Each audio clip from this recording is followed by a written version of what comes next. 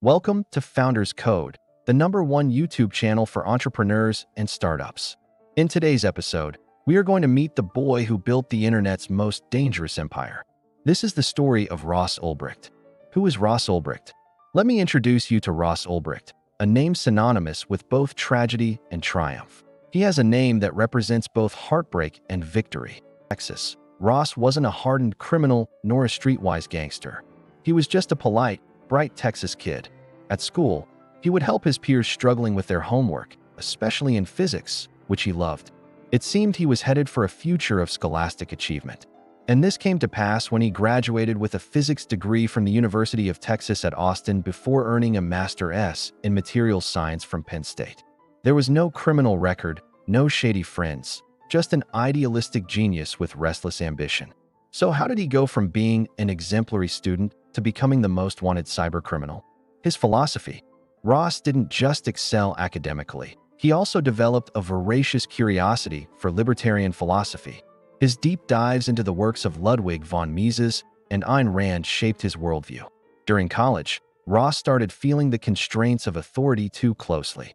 At a university, he witnessed firsthand what he believed to be the corrupting influence of bureaucracy and the suppression of free speech. These experiences fueled his ideological fire, turning him into a true believer in the free market with no government control.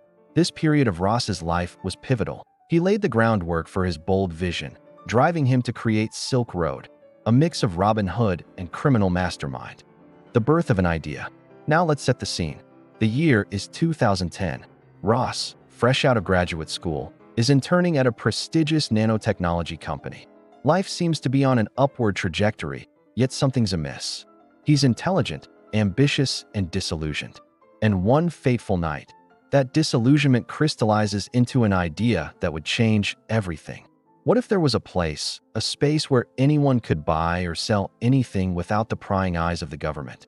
A place where the laws of commerce were dictated by the people, not the state. This wasn't about getting rich. It was about living free. The dawn of the dark web. Much like an architect surveying a building site, Ross scanned the technological landscape for tools to materialize his vision.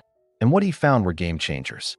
Tor, a browser that cloaks your identity, and Bitcoin, a decentralized digital currency that leaves no trace. They were the perfect partners in crime. Together, they formed the backbone of his idea, a structure so robust and anonymous that it became the dark web's most popular marketplace. But the question remains, what was this place called? The answer, Silk Road. Silk Road, the rise of an underground empire. The year was 2011, and with the alias Dread Pirate Roberts, Ross launched Silk Road. Imagine Amazon, eBay, or Alibaba, but instead of electronics, books, and gadgets, it was selling heroin, LSD, and forged IDs. It was the wild, wild west of the internet. And he, the accidental outlaw. Built on the dark web, Silk Road was hidden behind layers of encryption, accessible only to those in the know. Its users, a motley crew ranging from curious first-timers to hardened criminals. How did it work? Well, it wasn't rocket science, but it was ingenious nonetheless. Users accessed Silk Road through the Tor network, ensuring anonymity. They shopped for illegal stuff online, paying with Bitcoin for untraceable transactions. For sellers, it was a haven. No more dealing with hostile cops or turf wars. For buyers, it was convenience and discretion. No more shady street corners or unreliable dealers. They could rate sellers, ensuring a certain level of reliability. And all this was happening on Ross's watch. From his undisclosed location, he ran this digital bazaar, making sure everything ran smoothly. Why did it explode? Overnight, Silk Road became the talk of the town, or rather the dark web. It changed the black market game with discreet shipping, secure deals, and endless options. In its heyday, Silk Road boasted over 100,000 listings, hosting thousands of deals every day. The value of these deals? Over $1 million worth of Bitcoin, which translates to hundreds of millions of dollars in illicit gains. And it's no wonder why. With no middlemen, no cops, and a vast array of forbidden and not so forbidden items, it was a shopper's paradise. Meet Ross, the CEO of Silk Road. Contrary to popular belief, Ross wasn't some keyboard warrior holed up in his mom's basement. He was a visionary CEO. He drew boundaries, banning anything excessively violent or exploitative, no child abuse, no hitmen, no weapons of mass destruction. He was a stickler for quality, ensuring that customer service was top-notch. He recruited and trained moderators, settled disputes, and continually improved the platform. He was so committed that he practically lived on the platform. His posts, his reviews, his presence was a constant reassurance for both buyers and sellers. And he wasn't doing it for the money. Sure, he made some Bitcoin, but he wasn't flaunting cash or living a lavish lifestyle. He was living in secret, hopping between tiny apartments, internet cafes, and friends' couches, always staying on the move, always keeping a low profile. For Ross, it wasn't about wealth or power. It was about freedom, absolute freedom. The irony is that his platform, born out of a desire for liberty, inadvertently became a symbol of oppression for many. How he was caught. Despite his brilliance, despite his precautions, Ross made mistakes. He used his real Gmail account on a forum post and once answered as Ross when recruiting developers. These were tiny crumbs that the feds started following.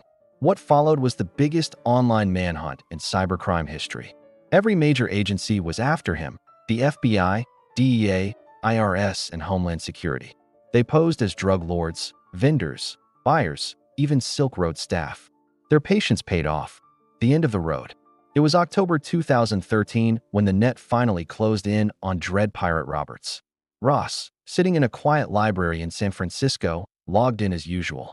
An undercover agent distracted him while another grabbed his open laptop. In those few seconds, the Silk Road empire crumbled. The trial and sentence.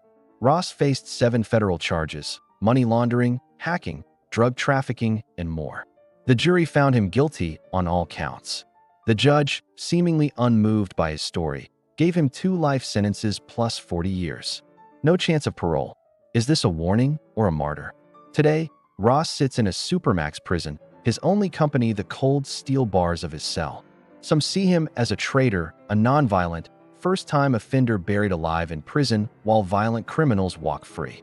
Others view him as a martyr, a modern-day Robin Hood who dared to challenge the system and lost. The hashtag #FreeRoss movement argues that his harsh sentence is a warning, a message to any future digital rebels. Love him or loathe him, Ross Ulbricht, aka Dread Pirate Roberts, has become a legend, a cautionary tale of genius, freedom, and downfall. What's next?